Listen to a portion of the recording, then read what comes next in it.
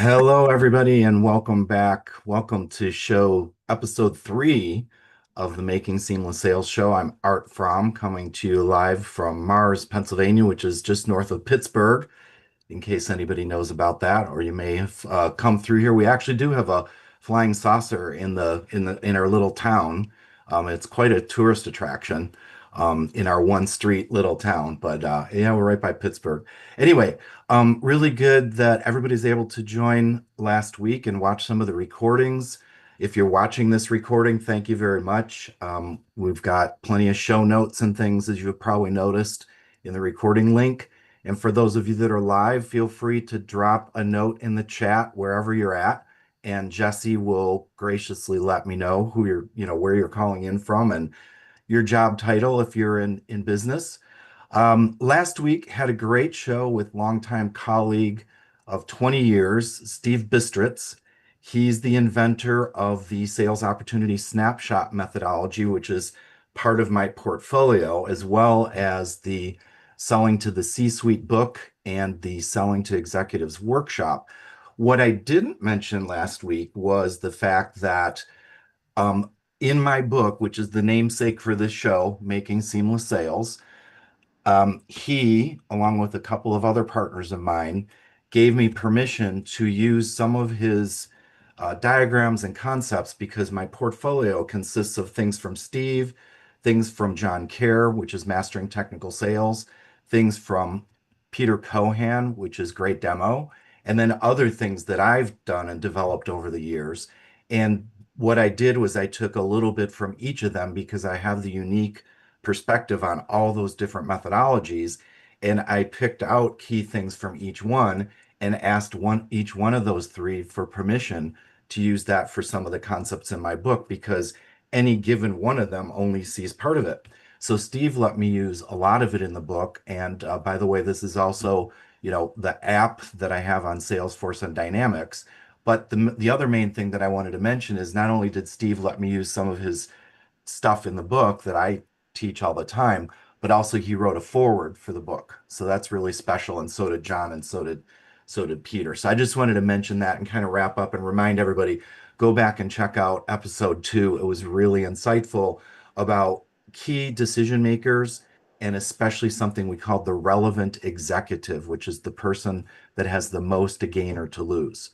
Now, for today, I'm going to just talk a little bit about some concepts that we'll work into with our very special guest, Candi Gray, in the middle part of the show. And then at the end of the show, I told everybody that I was going to do this thing sort of like similar to Dear Abby. And, for those of you in the United States, you might be familiar with that, a columnist who took viewers' sort of life challenges and answered them.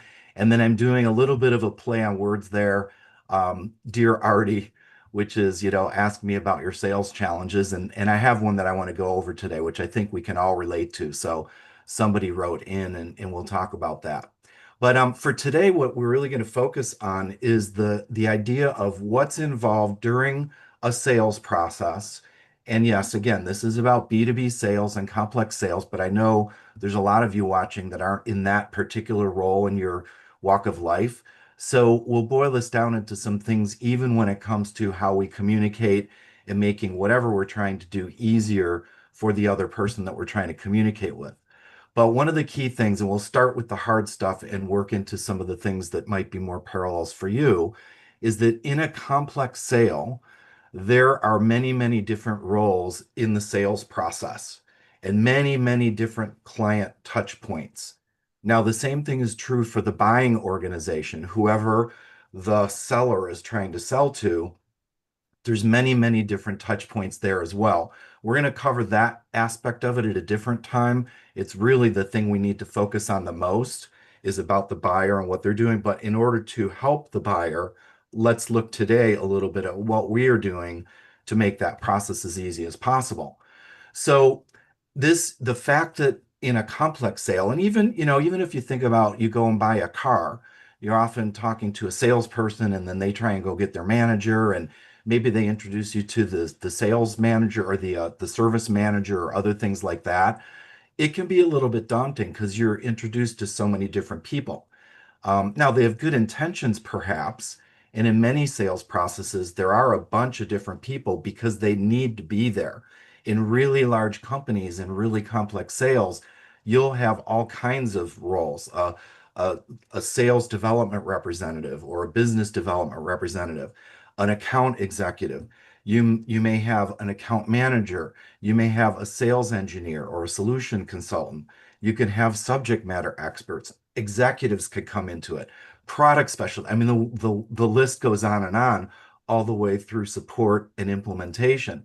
Now, can you imagine if you were the customer and all those different people were trying to talk with you? That can become very daunting and overwhelming. And what happens is, in a sales process, if the sales team's doing the right job, they should be asking questions. Because as I've covered before briefly on my first episode, the way that we create value is to understand the client's needs. And only when we know their needs can we overlap our solution. And where the two of these things overlap, that's where value is. So if the sales team's doing their job right, if the salesperson trying to sell you a car is doing their job right, they should be asking questions. Where it starts to get annoying is when every single one of those people starts asking questions without seemingly having talked to the other person. Um, I remember back to when we were having our first child, and we were in the hospital, and we arrived after, my wife's water broke at 3 in the morning or whatever it was. And when we arrived, the very first person asked a bunch of questions. And then we went to the next person and they asked a bunch of the same questions. And then when we got into the room, the nurse came and asked the same, bunch of questions. And it's like, I get it. They want to make sure that they get it right. But it's like, isn't there a such thing as a patient chart? Like, didn't they go to the chart and find out some of these things? And so, even in examples like that, sometimes we can be a little annoyed as the client. Also, not only is the client sometimes annoyed, but there's friction. This causes friction internally. If you can imagine all the different handoffs and all the different information that's gathered at each stage, if that information is not passed along, that's not only annoying to the client because of all the questions being asked, but also internally it's annoying because there may be some information somebody has and they either don't think to share it, they don't have a way to share it, or they just don't share it. So that can lead to other questions or other issues internally in terms of some of the friction. And that's why one of my big themes, and again, for those of you that might not know, the reason it's called seamless sales with the SE and the AM being in capital letters, is the sales engineer and the account manager are two of the really, really key parts of any high-tech sale. And it's very important for them to work together. But studies show that they are not working together. And this has been a historical problem and why I'm looking to solve that, because I've been both roles. I enable both roles. For 25 years, I've been working with companies helping both roles. And whenever they're together, it's wonderful because that's a head start. In fact, studies show that companies that work together with their pre-sales person, the sales engineer, and their salesperson, which are in the middle of this whole process and really core to the selling piece of it, when they work together better, the win rate can go up by 37%. So, the sales can increase dramatically. So next show, next week, just to give you a preview, we're going to have Michelle Afshar on here. She's the head of global sales enablement for a cybersecurity company, and she's kind of cracked the secret to that. She's going to talk about some of that, how to work together better as a team. So one of the key concepts to the whole idea of seamless sales is the idea of transferring the information across. And for any of you who are in those positions, and even if you're working with the team in a car dealership or selling health services or whatever you're doing, one of the keys and a big takeaway for today is just to communicate. Communicate together and document and share the documentation. Inside of a big company, a business to business selling company, there's usually something called a CRM system, customer relationship management system. This is the system where all the documentation should be made from the very beginning, which, oh, by the way, to add more complexity, now there's automated systems doing a lot of that with AI and stuff and starting to feed the sale process. but documenting it in the CRM system. Only thing is, a lot of salespeople hate the CRM system because all it winds up being is a bunch of information that they enter and it doesn't get shared. So one of the things that I provide, and again, we'll talk about this on a future show, is the way for that CRM system to be used properly, and where the sales opportunity snapshot I talked about that Steve Bistritz invented, my longtime partner, the way that that works into it so that sales loves being in the CRM system, and therefore that sharing can happen much more naturally. So now if the salesperson's in there and they're using something that helps them sell, now that's all documented, it's live, it's real, it's accurate, and it can be used throughout the whole process, just like that patient chart in a hospital, so that the same question doesn't have to be asked a million times. So sometimes in these sales roles, just to get us ready for Candi after the commercial in a few minutes, sometimes in these sales roles in big companies, they are fulfilled by different people. So the things that I mentioned are functions, and there's a different role or a different purpose for each of those functions. In some companies, many companies, they're big and there's different people, and that's why it's so important to communicate. In other companies, based on the type of sale, there might be one person that's fulfilling a couple different roles. In fact, in a really, really small company, if you think about it, probably there's one person fulfilling almost all the roles, including implementation and customer support. What we're going to explore a little bit is what the benefits are of having a unified team, and whether that's you as a manager or you as an individual contributor sharing with however many people are involved, or as we're going to see in Candi's case, where she has the benefit of performing a lot of those roles, being that role and that continuity. I had an experience with this for a while when I was at a division of Lockheed called FormTech, and we were selling very, very large information management systems. A lot of it was to defense contractors and others that Lockheed Martin was working with throughout the world. And what was interesting about that was that I was in a role of what we called Technical Program Coordinator, TPC. I was involved pretty much from the beginning all the way through the end. And I know one of the things about that was for my customers is that when they had me in that role, they were very thrilled because they actually had, this is so funny, they actually had up on their wall a plaque that showed all the salespeople that they had been through. So all the actual salespeople. Now, I wasn't doing the sales role, but I was doing all the contact and all the technical stuff from what they wanted all the way through implementation. And they had a plaque, the customers. I know one customer in particular, I'll never forget it. They had this plaque up on the wall, and they had these little nameplates of all the salespeople that they had been through, because often salespeople kind of churn through. And I think there was on that one maybe about 16 salespeople's names on there, and it was just incredible. So in terms of that, we're going to come back after the break, and we're going to be able to see how Candi has the benefit of fulfilling a lot of those roles, including part of the sales role. So let's go ahead and go to the break. And when we come back, we'll meet up with Candi and see what she has to say about this communication and working together as a team of one in her case. Are you a conscious co-creator? Are you on a quest to raise your vibration and your consciousness? I'm Sam Leibowitz, your conscious consultant, and on my show, The Conscious Consultant Hour, Awakening Humanity, we will touch upon all these topics and more. Listen live at our new time on Thursdays at 12 noon Eastern Time. That's The Conscious Consultant Hour, Awakening Humanity, Thursdays, 12 noon on talkradio.nyc.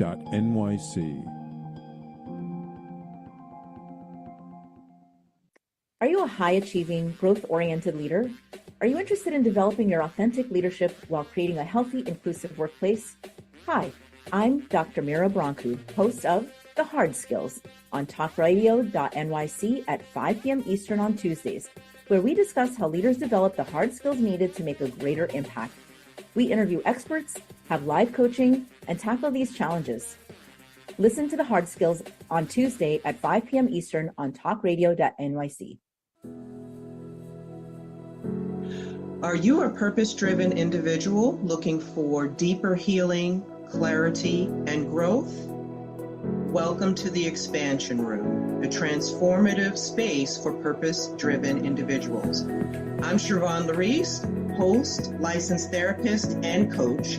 Join me every Wednesday at 5 p.m. Eastern Time on talkradio.nyc. You're listening to Talk Radio NYC. Uplift, educate, empower.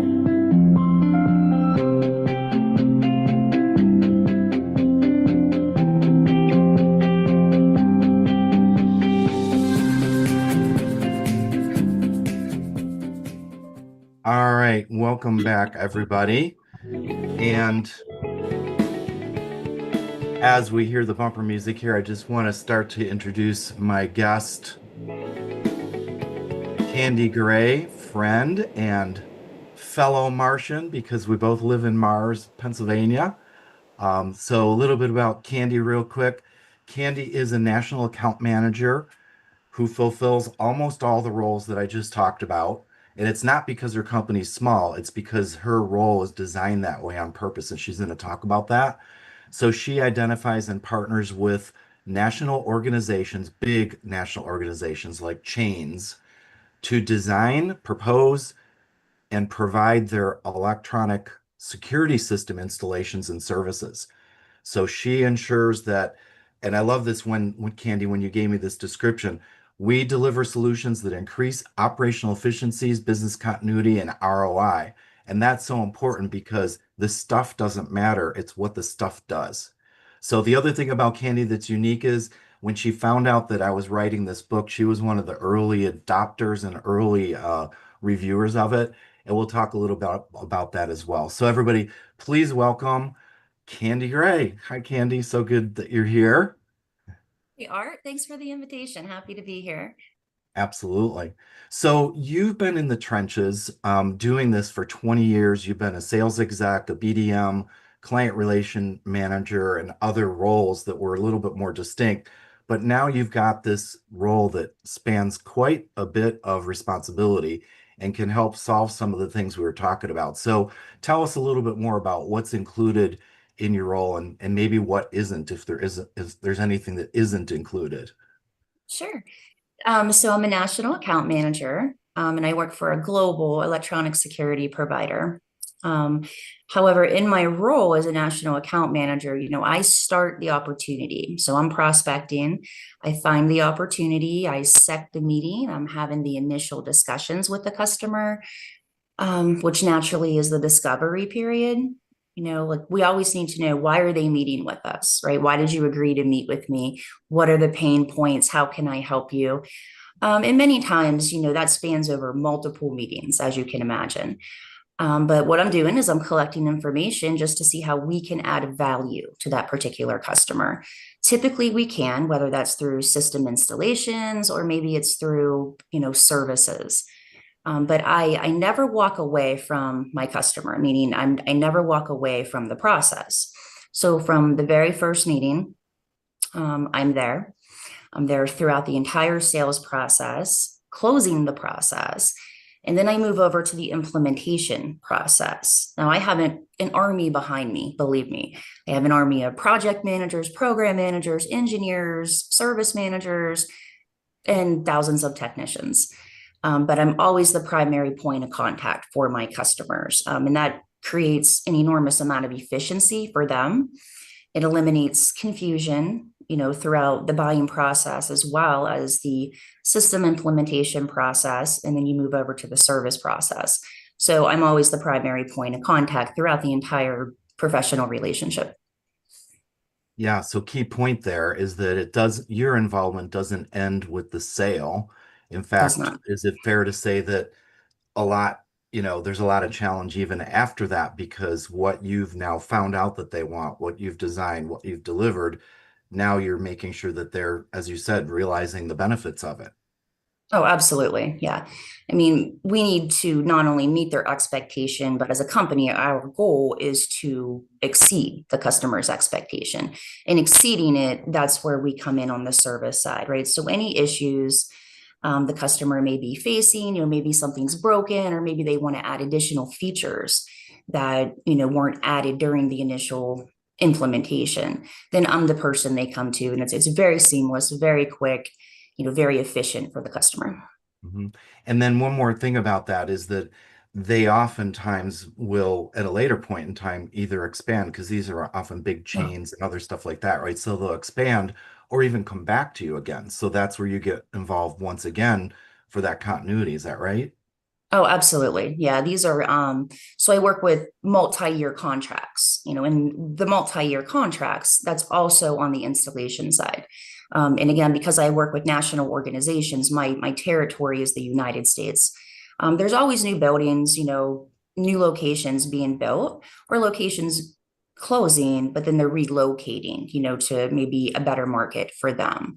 So Mhm. there's just constant new implementations as well as service. All right. So in that role, and you heard the whole setup that, when there's a lot of different people involved, that can cause some challenges. So what would you say are, let's start with just some of the pros. What are the advantages for you and your company having somebody like what you're doing in your Mm, role? And then what are some of the advantages for the customer? What do you see that they get out of it? sure. Um, it definitely shortens the sales cycle for us, because what happens is the customer will bring me in as an extension of their own team. So they're sharing information, they're bringing any problems and issues to me immediately before it becomes a deal breaker problem. But I meet with them on a regular basis, and typically it feels like I'm one of their employees just because I'm that close with their team. So we're able to talk about new features, new services, new efficiencies that our company can bring to them. We can plan out years ahead. Definitely a benefit. Yeah, and that's when you know that you're in too. So many Yes. salespeople would love to be in that position, and sort of by design, you're already there because they've known you and they trust you Yes. throughout the whole process. That's huge. Yes. What would you say are some of the challenges? Maybe some lessons learned or some things that for those that don't have that you can offer as some of the things that you've worked through and solved. Well, I would say over the years, just definitely asking the right questions. If you have multiple people involved in your sales process, you need to get them involved early. Just share the right information. Make sure that you're giving demos, right, that the customer needs, and not just generic information. And again, I'm in a completely different role, so that's a little foreign to me. Mhm. But um, over the years, I've had customers make comment, I mean, over the years, not recently, about my competitors, and they were very confused, meaning at that time, the prospect, which eventually led to be a customer. Um, they didn't know who to go to, and they felt that they were being given information that didn't necessarily pertain to their needs or to their wants. And, Mhm. obviously I'm not in the room, but if you read between the lines, you know, I have to believe that just the right questions were not asked, or if the right questions were asked and the prospect answered, I don't think that information was communicated to Mhm. maybe their counterpart who may have been coming in behind them, right, Mhm. during the sales process. Yeah. So you have that continuity across the whole thing in terms of Mm. understanding and then being able to shift as you go through and all that type of thing. It sounds like a lot of work though. How do you manage all those moving parts? It is a lot of work. Fortunately, my company gives me the proper tools, so I'm set up pretty well. We're very efficient over here, and I've been doing this for nearly 20 years. So most of my customers, though, because they are national, um, they have a similar project layout, right? So it's not rinse and repeat, but it's definitely the same manufacturer, same systems for the most part. When there's different issues that arise from a service standpoint, but it's really not that time consuming. Once you begin working with the customer and realize all of the similarities from location to location. Mhm. And you mentioned that these are often very large deals, they're multi-year deals and things like that. So when it comes to quota or fulfilling whatever goals you have, I imagine that it would be hard to walk away from a situation where you're like, oh, I just want to hang on and try and make this work a little bit more. What happens in a situation like that in terms of what you can decide on, or how you need to, decide how to walk away from it? Because that's got to be hard, since it's a big part of your, every one of those, I'm sure, a very big deal. They are, yeah. I don't plan on walking away, Art, so. So what does that look like? How do you not walk away? What do you wind up doing? Um, you just don't walk away. I mean, you know, I can't think of one situation where I've had to say, okay, I need to walk away from this opportunity, right? I mean, the customer would need to tell me, you know. Yeah. So doing everything possible to make it work for them. Oh, everything possible, yeah. Because I mean, if we're not the right partner, if we're not the right fit, the prospect will let us know. Hmm. They'll bring that information to us and they'll share, this is why, or at least, we're going to have a conversation about that. Hmm. And if there's anything we can do, to correct that, or, make it fall more in line with what they need, then of course we do that. And sometimes there's a few times we cannot, but then the prospect makes that decision. Hmm. Yes. And again, because you have more autonomy in terms of what you're learning and what they're trying to do, and you know what the end goals are, and you've been through this with other clients before, so you have the ability to really work with them to figure out a way that it's going to be mutually beneficial. Of course. Hmm. Good. Awesome. So when we come back from the break, what we're going to talk a little bit about is the some ideas that maybe you were able to apply from the book, and some of the ways that you learned. And one of the things that I'm going to offer up to everybody in this episode is a worksheet that goes along with the book. So if anybody wants to look now, or you can, look later, it's on teamsalesdevelopment.com. Go to the little book icon, and then right in that page, there's a handout that's a fill in the blank that you can use for your opportunities as you go through the book and work on your opportunities to apply the concepts. But we'll talk a little bit about what you're able to apply, and we'll talk about a couple concepts from the book that helped you with what you've been doing. And really, because you've been doing this so long, I think also it just reinforced for you that you're doing the right thing, and you were giving me good feedback on the book, like, yeah, this is spot on. These are the things that are really making a difference in the field. So when we get back from the break, we'll dig into that a little bit deeper with Candi Gray. Stay tuned.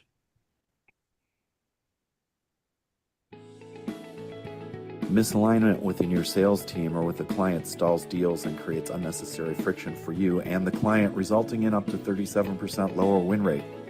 If you're in pre-sales, sales management, or sales enablement, and you'd like to increase revenues, win rate, margins, client satisfaction, and stay competitive, this show is for you. Hi, I'm Art Fromm, host of the Making Seamless Sales Show. Please join me live Thursdays at 7 p.m. Eastern on talkradio.nyc.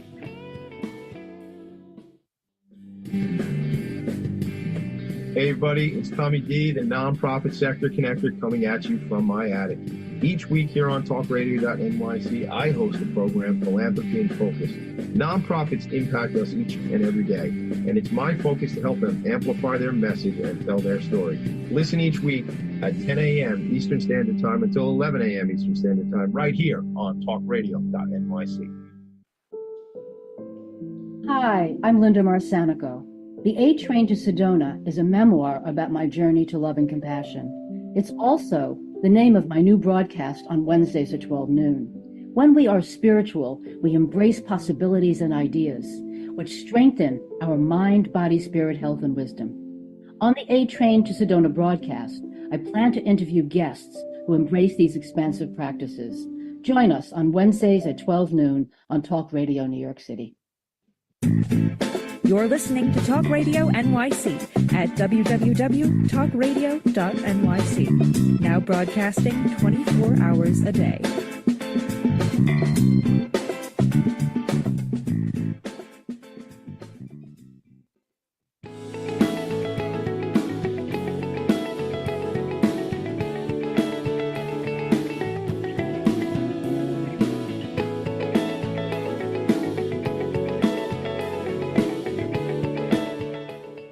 All right, welcome back. We're here with Candi Gray, and she's describing her unique role, having engagement throughout pretty much the whole client life cycle, from hello through implementation and then beyond in terms of renewal and continued relationship throughout. So, while not everybody has that opportunity or that option, the key point was that the ability to know all of that is very helpful with shorter sales cycles, happier clients, more repeat business. And so the goal for everybody, no matter if you're one person or if each role is fulfilled by different people, the ways that you can work together as a seamless team so that for the client, it feels like you're working with just somebody like Candi, even though it's multiple people.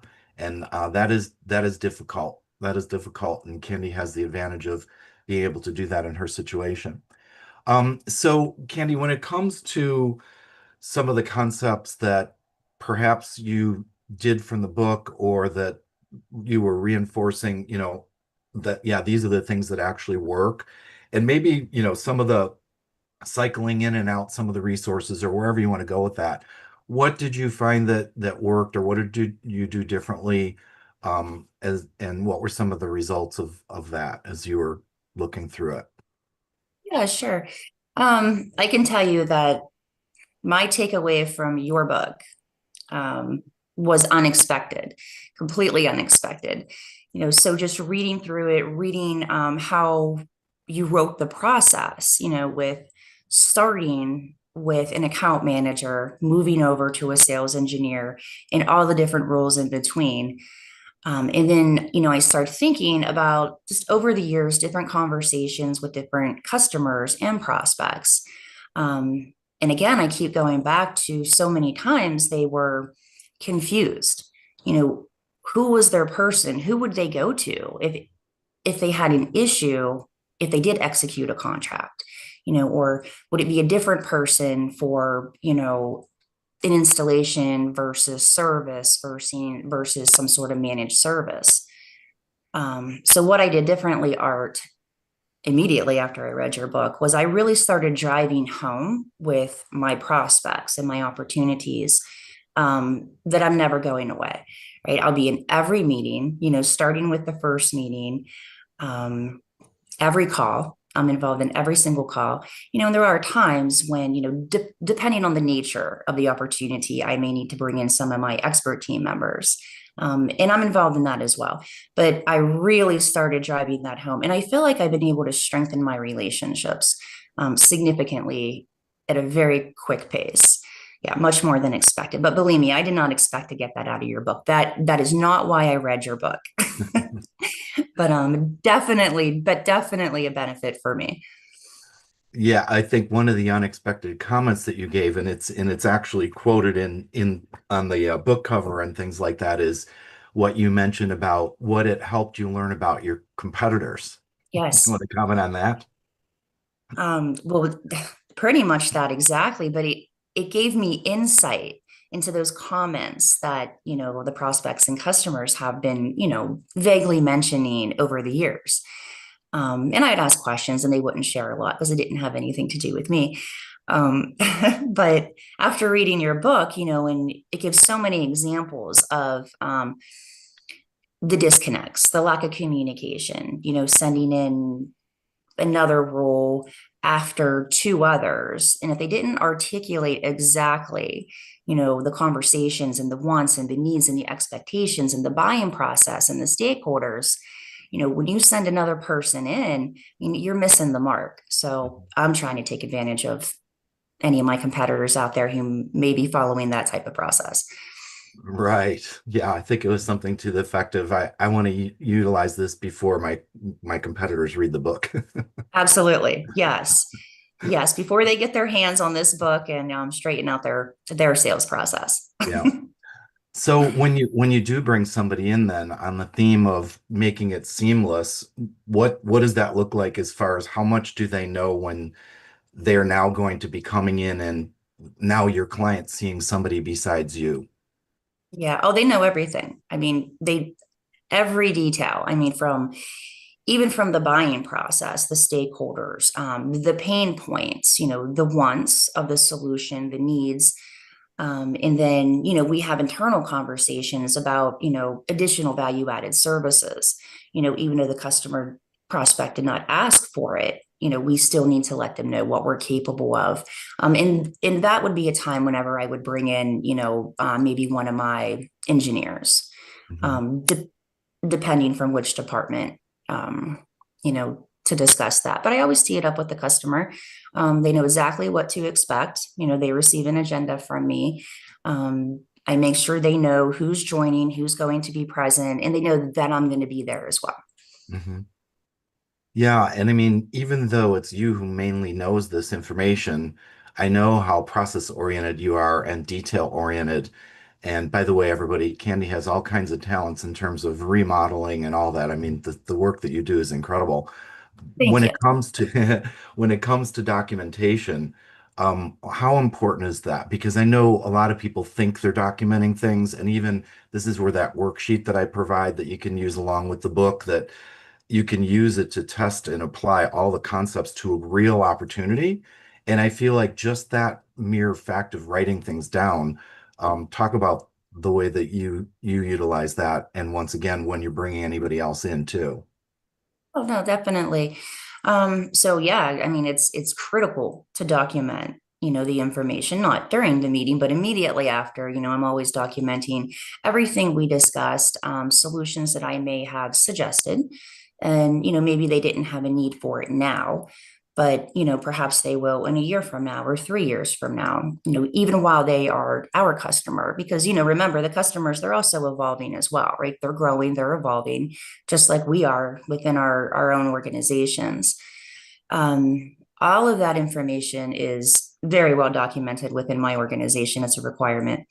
And then it's passed along to my team. And again, I'm having internal conversations, even pre-sales. I'm having internal conversations with my team because, even though I'm the face of the company, with the customer, there's still so much more value and capability that we know we can offer. And then we start brainstorming. And then ultimately the customer makes that decision. But so whomever I bring into a meeting, they are well informed, definitely well informed, and we're also the type of organization, we're not going to sit in a meeting with the customer and pretend that maybe we know something, right? So if I bring them in and if they don't know something about that opportunity or the customer, we're encouraged just to ask. That's it, and maybe it was covered, but also, I let my prospect and customers know that, we're very transparent like that. We're there to make the most of their time, the most of our time. Yeah, well, I mean, you can't, some businesses, and I talked about this on my first show, is that even back in the day, a lot of stuff, even software solutions, you could deliver it and then the salesperson would go on to do the next thing. And whether the customer used it or not was kind of up to them, but you don't have that luxury. The in order for you to be successful, your clients have to be utilizing this, and then you're supporting them through the rest of that process. So it doesn't stop at, you don't really have closing of the deal. It's that you're committing together that you're going to work through this and implement something that's successful for them, so that it goes long beyond the actual signing of a contract, right? How Oh, far does it absolutely. go? Oh, absolutely. I mean, I've developed relationship over the years that are still, I mean, they last decades. They just don't stop, and then they would follow me from company to company. It's the relationship, once it's started, the professional business relationship, in my mind, it never ends. It just, it just does not end, which is a wonderful thing in my industry, by the way. Yeah, for sure. Well, I mean, you've got clients that, the existing clients that come back to you later and want it. So it's not even that they went somewhere else or anything. It's these are your existing clients that come back. When something does go sideways, let's say, there's a even an implementation, because I know that there's a lot of people that tune in that are also on the implementation of the success side, and that's what the big other theme of the book is. It's not about trying to sell, it's about enabling the buyer, enabling the client. It's about client success. So how does that work in terms of your involvement or who you get involved when maybe there is a disconnect of something that wasn't expected? What do you do about that? What does that look like? So during an installation of a project, and again, that's one of the benefits of having or of me being involved, so close with the customer and being an extension of their team, is that if there's something wrong, something goes south, for whatever reason, maybe we didn't install two pieces of equipment, or maybe there wasn't a service added, or maybe we're delayed, 2 days. It could be many things. It's reality. It happens. If it's not brought to my attention, and typically it is, by one of my project managers, the customer brings it to my attention immediately. And we love that. And the reason we love that is because, you can imagine if you're working on, say, a 500 site implementation or a 1,500 site implementation, right? And you have, maybe 9 months to have that completed. If something's wrong early and you catch it, right? So customer brings it to our attention, we can fix it so quickly. I mean, so quickly. And then it doesn't progress, through the rest of the project rollout. Yeah. So yeah, we just jump in and fix it. Yeah. Sooner we know, the better, and it stops it in its tracks, And I mean, understand we're not installing at one site, right? So that could probably be a big problem because you get one shot. Awesome. So I think one of the takeaways, again, for everybody and some encouragement out of this is notice that because of the natural, inborn communication with Candi and herself throughout this whole thing, and I imagine you have different discussions with yourself all the time, right? Yes. When it comes to the, thinking things through, finding things out early, doing proper discovery at the beginning, but that continuity of the message all the way through from hello and whatever you gather from the very beginning, that is gold in terms of success for the client. So I would encourage, whether you're a one, you have the full spectrum, or whether you're one of many, many different roles, try to work together better as a team and just ask the person upstream of you what they know. And then think about, for the downstream person, what is it that they need to know? I learned that a long time ago. It's like, what are you going to do with what I give you? So if somebody gives me something, I want to know what the purpose of that was. What are we really trying to accomplish? So move left in the buying process and then think all the way through to client success. And even if you're not as lucky as Candi to be able to do all that with all of its challenges and rewards, then at least try to act as a seamless team in the best way possible. And if you're on the buying side of it, make sure that you are getting the continuity that you want. That should be, a seamless experience for you as a buyer. Shouldn't look like 5 or 6 different people. So any quick final remark, then we're going to go to the commercial. Anything final? No, thanks, Art. Appreciate you inviting me. Excellent book, by the way. Oh, well, thank you so much. Everybody should be utilizing your book, I'm telling you. Well, thank you for that. And thanks so much for being here and sharing your unique experiences. And everybody, again, if you go to teamsalesdevelopment.com, look for the little book icon, and then you can get access to the worksheet. It's totally complimentary, and it'll allow you to apply all these concepts immediately to help your sales go better. So thanks again, Candi. Really appreciate it. And we'll be watching the replay, I'm sure, several times over to get all the nuggets out of there. All right, let's go ahead and go to the last commercial then, and we'll be back in about 2 minutes. On Frank About Health, we're not just talking healthcare. We're managing disruption and innovation. Over the last 4 years, I've taken you from epilepsy and COVID to mental health, caregiving, and now the front lines of healthcare transformation. Stay tuned for a healthier future as we bring on the innovators, professionals, storytellers, and advocates who show you how to own your healthcare every Thursday at 5 p.m. Eastern Time on talkradio.nyc. Ready to serve up success with a splash? Hi, I'm Bruce Kramer, a.k.a. the Corporate Cockroach. I'm the Renaissance woman, Angie Snowball. And I'm your strategy doctor, Dr. Meltesh Desange, inviting you to serving up success with a splash. Join us as we shake things up with real talk and real strategies centered around awareness, action, and accountability. And yes, there really is a cocktail involved. Please join us and sip your way to success. Serving up success with a splash, where wisdom meets happy hours. Cheers! Cheers. You're listening to Talk Radio NYC at www.talkradio.nyc. Now broadcasting 24 hours a day.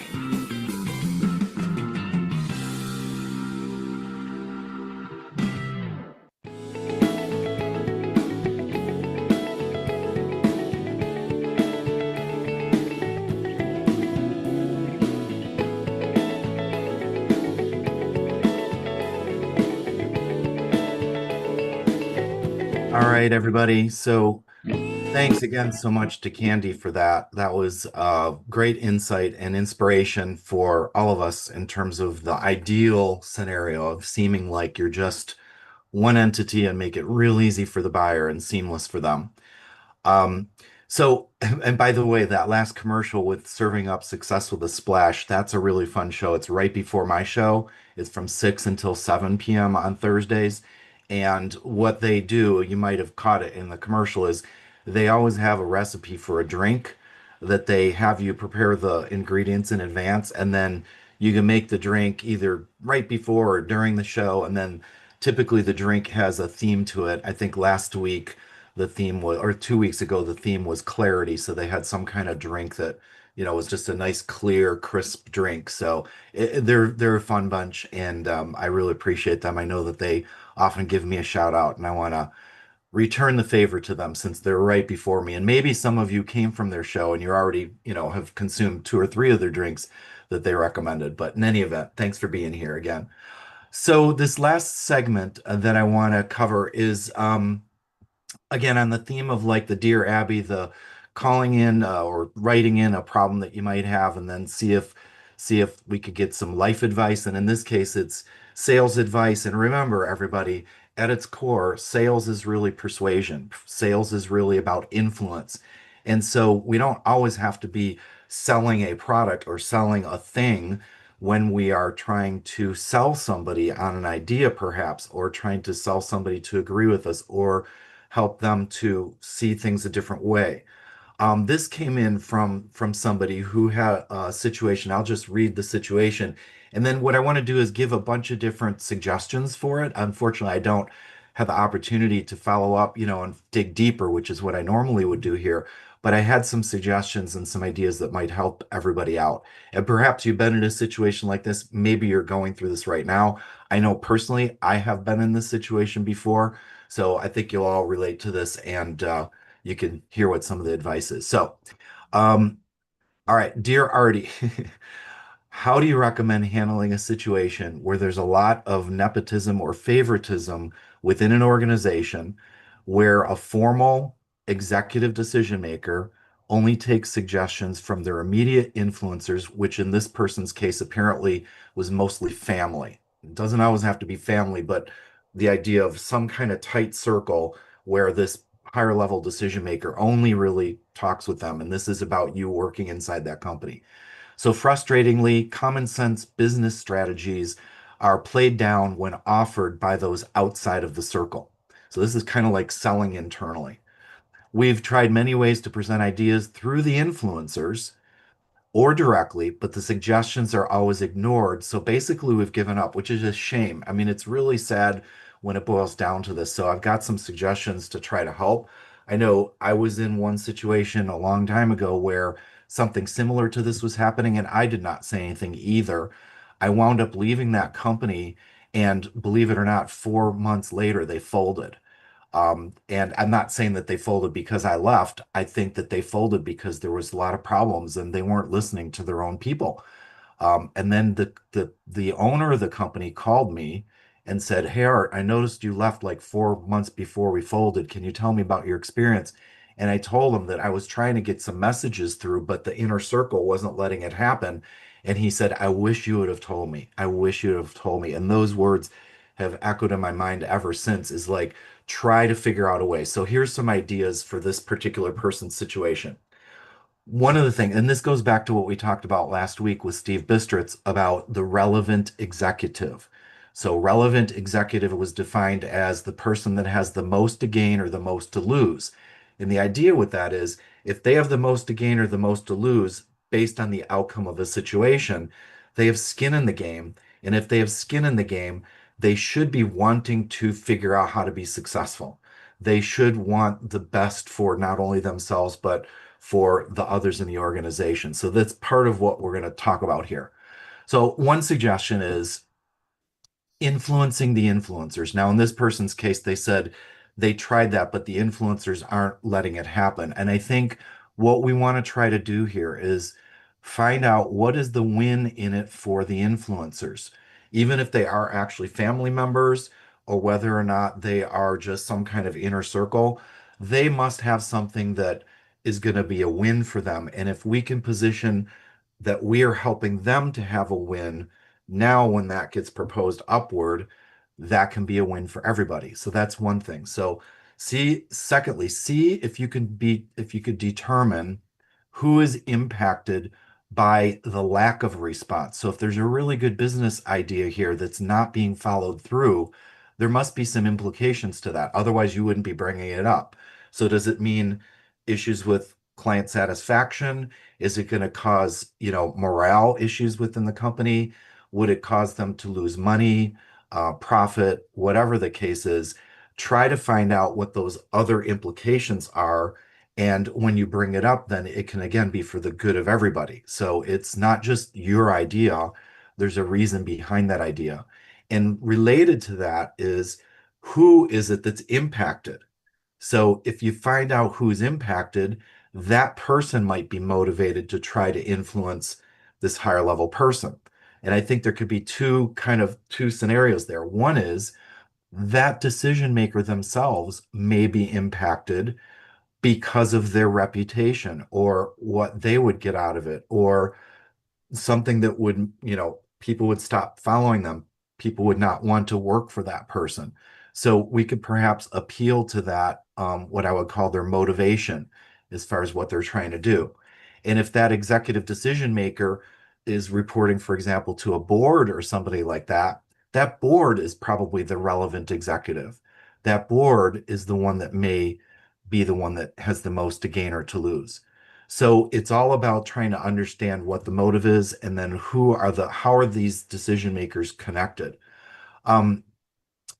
So if it is the executive, try to appeal to their main motivations.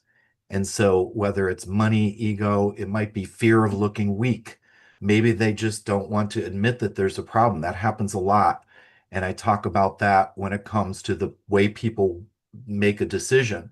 There might be a lot of value. So if it's like a scale, there might be a lot of value to it. But on the other side of the scale is the risk of moving forward. And one of those big risks is that they could look bad.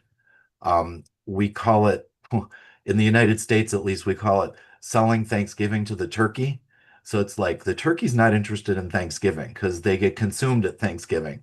So what can we do to help them overcome any fear about the impact that would be on them, or help them overcome that so that they would be successful?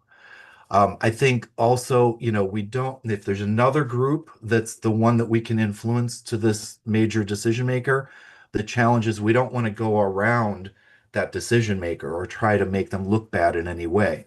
So one of the things we talk about in the book, and what a big thing we talked about last week as well, is the informal influence, not just the direct role of being the executive, but what informal influence is there. Maybe there's a third party that could influence that person that you could work through. And then see if the group themselves have some insight. So ask questions of the group. It's like discovery when you're trying to solve a problem. What is that group trying to do in terms of what they would like to see as an outcome? And see if they are willing then to influence that decision maker directly. So if the results of the lack of following your recommendation result in, challenges for you, I would bring that up and say, look, these are the decisions that have been made. I'm trying to do this. I could either do this or I could do this. And which one do you want me to do? So sort of putting it back on your manager or on others to help them understand that there are implications to those decisions. Again, that's a half a dozen different ideas. Which one particular in this case you can decide. And perhaps if you run into this advice could help you with just sorting through it a little bit and looking at ways that you could have some seamless, influence, some persuasion around that, whether it's a B2B deal or it's your boss or even, somebody within your circle of friends or family. So once again today, I want to thank Candi for being on and sharing her experiences. Again, next week we're going to have Michelle on, who's going to talk about the way that specifically sales and pre-sales can work together and what her experience with that is and the way that she's done that. Please, if you're watching the recording, go to the website teamsalesdevelopment.com. If you take a look, there is a events page there, and right on that page you'll see the logo for the show. When you look at that, it has all the previous shows, it has who the people are, and the upcoming shows. So I've got shows lined up, not only Michelle next week, but the following 2 shows after that. Really, really good partners of mine and great insight that you're going to get from them as well. So thanks, everybody. As always, Jesse, thanks so much for your help. Please reach out to me if you want help with your sales teams, a kickoff, a keynote, other types of engagements where I can help share this knowledge and we can get a win-win out of it for you. I'd be glad to do that. Thanks, everybody. Have a great evening or wherever you're watching. Have a great rest of your day. Thanks, everybody. Take care.